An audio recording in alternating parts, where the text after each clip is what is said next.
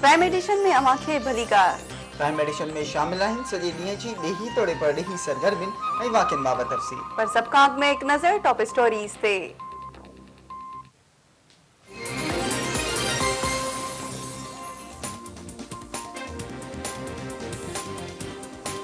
वज़ीर आज़म जी सदारत हेठि थियल इजलास में अहम हंधनि ते सिक्योरिटी सख़्त करण जो फ़ैसिलो। वज़ीर आज़म चयो आहे त दहशतगर्दी खे अवामी सहकार सां ख़त्म करे सघिजे थो।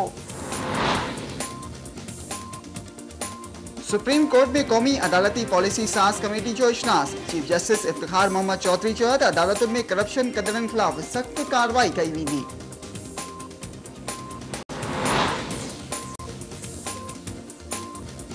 दक्षिण वज़ीरिस्तान में ऑपरेशन दौरान 24 कलाकनि अंदरि 13 विढ़ाक मारिजी विया, 2 जवान शहीद। मोहम्मद एजेंसी में बस बारूदी सुरंग सां टकराइण जे नतीजे में ॿारनि ऐं औरतुनि समेत 18 ॼणा फौत।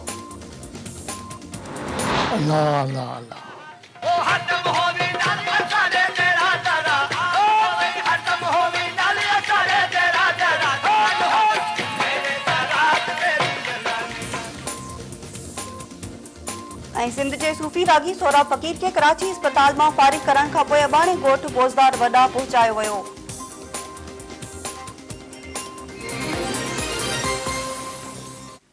वज़ीर आज़म सैयद यूसुफ। नाज़रीन, रेल जो सफ़र आरामदाह हुअण सां गॾोगॾु यादगार बि हूंदो आहे, पर सिंध में ॾींहों ॾींहुं रेलवे स्टेशन जी हालत ख़राब थींदी पई वञे। अहिड़ो ई हाल शहदादकोट रेलवे स्टेशन जो पिणु आहे, जेका मुकमल तौरु तबाह थी चुकी आहे। उन हवाले सां पेश आहे हीअ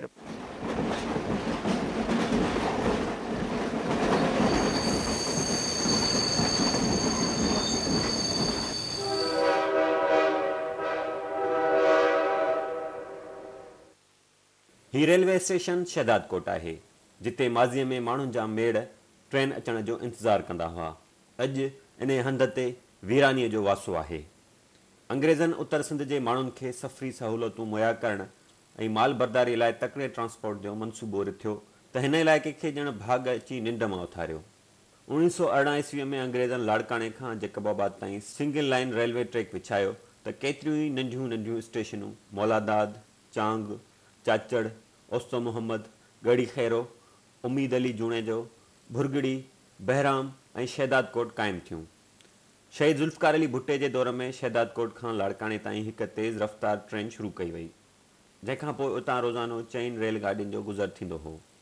1984 में MRDA जी तहरीक दौरान रेलवे स्टेशन शहदादकोट खे बाहि ॾेई साड़ियो वियो, जंहिंखां पोइ हिन स्टेशन खे मुसलसल नज़रअंदाज़ कयो वियो, जेका अॼु ताईं रेलवे इख़्तियारियुनि जी लापरवाहीअ जे वर चढ़ियल आहे।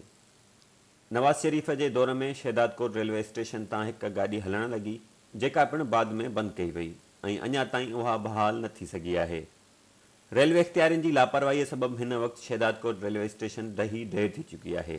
रेलवे क्वार्टरनि ते कब्ज़ा थी विया आहिनि, जॾहिं त पटड़ियूं पिणु ज़ंग जी चुकियूं आहिनि। रेलवे स्टेशन जी हालत ॾिसी इलाइक़े वासियुनि जा दर्द हेकारी ॿीणा थी वञनि था। 4 गाॾियूं हलंदियूं अवल, उन खां बाद में हिकिड़ी गाॾी हलंदी, सा बि बंदि थी वई आहे। हिते 16 लेबरूं 16 खां कटे असांजूं 8 हूंदियूं, 8 खां बाद जेके आहिनि सो असांजूं 8 हलनि थियूं, सा हिकिड़ी गाॾी बि बंदि थी वई हफ़्ते वारी। हिकिड़ी जंक्शन हुई हिन लाइन ते बंधण खां पोइ वॾो हाञो रसियो आहे। असां चाहियूं था त हीअ ट्रेन जेको आहे ॿीहर शुरू थिए ऐं हिन ट्रैक खे जेको आहे डबल कयो वञे, बहितर कयो वञे। मां त पहिरीं मई ते बि चयुमि, अॻ में चयुमि, हाशिम निगारी जेको DC हो मां उनखे चयुमि, असां कराची ताईं भॻायूं, कोई बि नथो ॿुधे। सरदार शाह DM आहे, उनखे असां एप्लीकेशन मोकिलियूंसीं, सखर वियासीं, कुझु बि नथो अचे। रेलवे वारा जेको आहे पैसा था वठनि, त स्टेशन मास्टर जेको वैगन वारनि खां बसनि वारनि खां, ट्रेन असांजी बंदि आहे। कॾहिं असां वापारी शहदादकोट लाइ तमामु परेशानी आहे इन ॻाल्हि जी।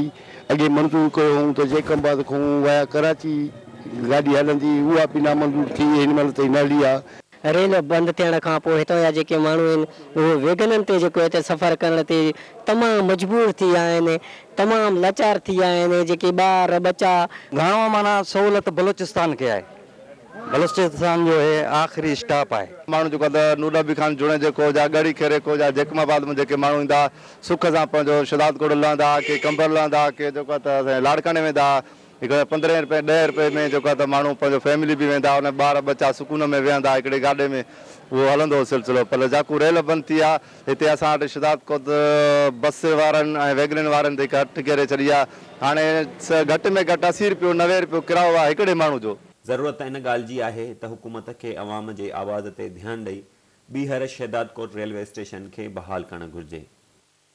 हाणे मौसम जो अहवाल।